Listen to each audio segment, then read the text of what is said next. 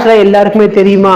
What is Ohm's law? V is directly proportional to I. I am not asking the mathematical equation. சரி, அது வந்து formula. Ohm's law formula கேட்டா V is equal to IR. What is Ohm's law? The potential. இல்ல using Ohm's law னு சொல்லிட்டு நீ V is equal to IR ன்னு Potential difference across the ends of a conductor is directly proportional to the conductor.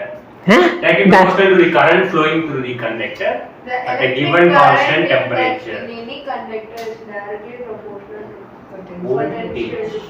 நல்லா பாரு, ஆரம்பிக்கிறப்ப ஒரு விஷயம் ஞாபகம் வச்சுக்கோ. Okay. At constant temperature, pressure வந்து அந்த அளவுக்கு மாறாது, அதனால பெருசா ஒரு வித்தியாசம் இல்ல. At constant temperature, சரியா? Potential difference என்னது? Potential difference across the two end of the conductor. ஒரு கண்டக்டர் எடுத்துக்கிறேன். என்ன எடுத்துக்கிறேன்? ஒரு கண்டக்டர் எடுத்துக்கிறேன். இந்த கண்டக்டருக்கு அக்ராஸ் நான் என்ன அப்ளை பண்றேன்? ஒரு பொட்டன்ஷியல் டிஃபரன்ஸ் அப்ளை பண்றேன். என்ன இங்கிலீஷ் பத்தி இம்ப்ரூவ் ஆகுதா? பொட்டன்ஷியல் டிஃபரன்ஸ் அப்ளை பண்றேன். அப்ப என்னது? ஒரு பேட்டரி கனெக்ட் பண்ணுவேனா? அப்ப basically what is the purpose of battery? Battery வந்து சார்ஜஸ் அப்ளை பண்ணுமா இல்ல பொட்டன்ஷியல் டிஃபரன்ஸஸ் அப்ளை பண்ணுமா? புரியுதா? சரியா? இல்லனா பேட்டரி வந்து எனர்ஜி கொடுக்குது, தயவுசெய்து பேட்டரி வந்து சார்ஜ் கொடுக்குன்னு சொல்லாத. சரியா? பேட்டரி வந்து கரண்ட்டை கொடுக்குது. நோ, பேட்டரி வந்து பொட்டன்ஷியல் டிஃபரன்ஸை கொடுக்குது. அந்த பொட்டன்ஷியல் டிஃபரன்ஸ்னால என்ன கிரியேட் ஆகுது? சார்ஜஸ் மூவ் ஆகுது. சார்ஜஸ் மூவ் தான் கரண்ட் சொல்றது. சரியா? சரி, நல்லா பேட்டரி வந்து கரண்ட்டை கொடுக்குதுன்னு வச்சுக்கோயே. பேட்டரி வந்து என்ன கொடுக்குது? கரண்ட்டை கொடுக்குது அப்படின்னு சொல்றது தப்பு. சரியா? இல்லைன்னா யோசிச்சு வர, பேட்டரிக்கு அக்ராஸா நான் வந்து ரெண்டு வுடன் பிளாங்கை கனெக்ட் பண்ற வச்சு கரண்ட் வருமா? கரண்ட் வருமா வராதா? வருமா வராதா? வராது. ஏன்னா பேட்டரி வந்து பொட்டன்ஷியல் டிஃபரன்ஸ் கிரியேட் பண்ணும், கரண்ட் ஃப்ளோ வந்து பண்ணாது. கரண்ட் ஃப்ளோக்கு அதாவது கரண்ட் ஃப்ளோக்கு ரீசன் தான் பேட்டரி. சரியா? புரியுதா? இப்ப இதுல இருக்க ரெண்டு இதை நான் பாசிட்டிவ் நெகட்டிவ்னு சொல்றதை விட நான் என்ன சொல்வேன்னா, இது வந்து ஹையர் பொட்டன்ஷியல்ல இருக்க ஒரு பேட்டரி, இது வந்து லோயர் பொட்டன்ஷியல்ல இருக்கிற பேட்டரி. அப்ப இந்த பொட்டன்ஷியல் டிஃபரன்ஸ்ங்கிறது என்ன? பொட்டன்ஷியல் டிஃபரன்ஸ் பார்த்தனா higher potential minus lower potential. அப்ப எப்பயாவது ஒரு பேட்டரி எடுத்துட்டு, சப்போஸ் என்கிட்ட ஒரு பேட்டரி இருக்கு, நான் ஒரு பேட்டரி எடுத்து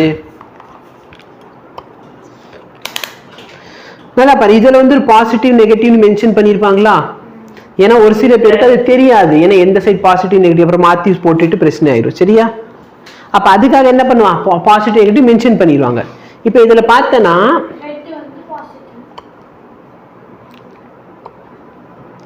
யாராவது வா, சீக்கிரமா யாராவது வாங்க, சீக்கிரம் இதை புரிச்சுக்கோ. பாசிட்டிவ் வந்து இதுல நல்ல பாரு, ஏதோ வேல்யூ தெரியுதா? 8.05. இப்ப இது பேட்டரியோட பொட்டன்ஷியல் 8.05 இல்ல பேட்டரியோட பொட்டன்ஷியல் டிஃபரன்ஸ் 8.05? அப்படின்னா என்ன அர்த்தம்? ஹையர் பொட்டன்ஷியலுக்கு ஏதோ ஒரு வேல்யூ இருந்திருக்கலாம். கரெக்டா? லெட் மீ சே 8 தான் பொட்டன்ஷியல் டிஃபரன்ஸ் வச்சுக்கோ. சரி, 8.05 வந்துச்சா? 8ன்னு அசியூம் பண்ணிக்கோ ஃபார் சிம்பிள் அண்டர்ஸ்டாண்டிங்.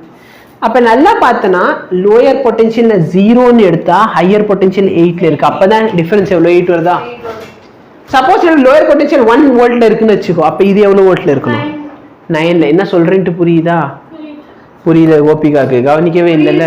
புரியுது. சரியா? அப்ப சப்போஸ் என் ஹையர் பொட்டன்ஷியல் பேட்டரி 4ல இருக்கு, அப்ப இந்த பேட்டரி எவ்வளவுல இருக்கு? -4ல இருக்கும்.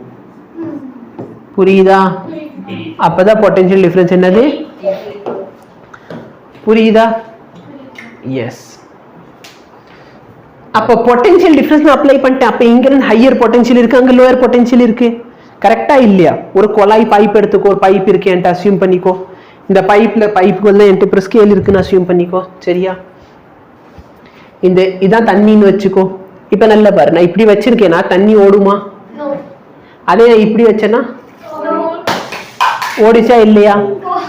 ஏன் ஓடிச்சு? ஓடுனே ஓடலனே விழுந்துச்சுனே. ஏன்? ஏன்னா நல்லா பாரு, நான் வந்து இந்த இடத்துல ஹையர் பொட்டன்ஷியல் இது பார்த்தனே MgH அதிகமான ஹைட்ல இருக்கா? கரெக்டா?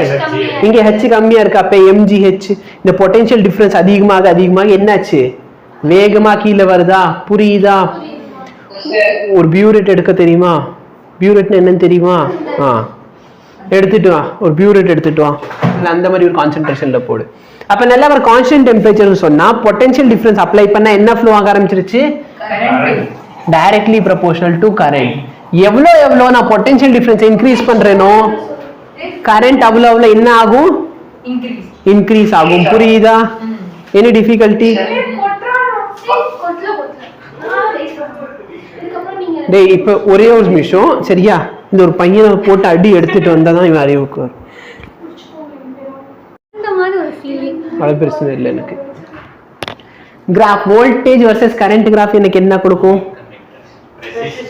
ஸோ V/I கிராஃப் வந்து எனக்கு என்ன கொடுக்க போகுது? Slope which is nothing but tan theta.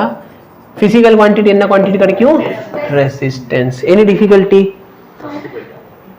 Slope கிரேட்டரா இருந்தால் ரெசிஸ்டன்ஸ் கிரேட்டரா இருக்கும். புரியுதா? Slope 1 is greater than slope 2 அப்படின்னு சொன்னா ரெசிஸ்டன்ஸ் 1 is greater than நல்லா ஞாபகம் வச்சுக்கோ. Voltage versus current, current versus voltage கொடுத்துட்டேன் வந்துட்டு வந்துடாது. சரியா? புரியுதா? ஓம்ஸ் லைன் வெக்டார் ஃபார்ம் ரொம்பவே இம்பார்ட்டன்ட். ஓகேவா? Ohm's line vector. V is equal to IR ல எல்லாமே ஸ்கேலரா? Vector form. வோல்டேஜ்க்கு பதிலா நான் E டாட் L னு எழுதலாமா? நல்லா பாரு, EU LU ரெண்டுமே டாட் ப்ராடக்ட் இருக்கறதால ரெண்டு வெக்டார் குவாண்டிட்டியா? I ரெசிஸ்டன்ஸ் நான் எப்படி எழுதலாம்? rho L by A. Current per area என்ன கொடுக்கும்? J rho E. புரியுதா? Current density. கரண்ட் டென்சிட்டிடா. Current by area current density. அப்ப நல்லா பாரு, இது வெக்டார் குவாண்டிட்டி, இது வெக்டார் குவாண்டிட்டி. கரெக்ட்டா? அப்ப E vector by rho is equal to J வெக்டாரா? இல்லனா எப்படி எழுதிக்கலாம்னா E 1 by rho வேணா சிக்மான்னு எழுதிக்கிறேன். Very good. 1 by ரெசிஸ்டிவிட்டி வந்து கண்டக்டிவிட்டி. 1 by resistance தான் conductance. Conductance 1 by resistance is equal to conductance. 1 by resistivity conductivity. கண்டக்டிவிட்டிக்கு G தான் யூஸ் பண்ணீங்க. C-ஆ? எனக்கு C தான் மோலார் ஸ்பெசிஃபிக் கெபாசிட்டி டிஃபைன் பண்ணி வச்சிட்டேனே. Kinetic area. அது 12th ல வந்து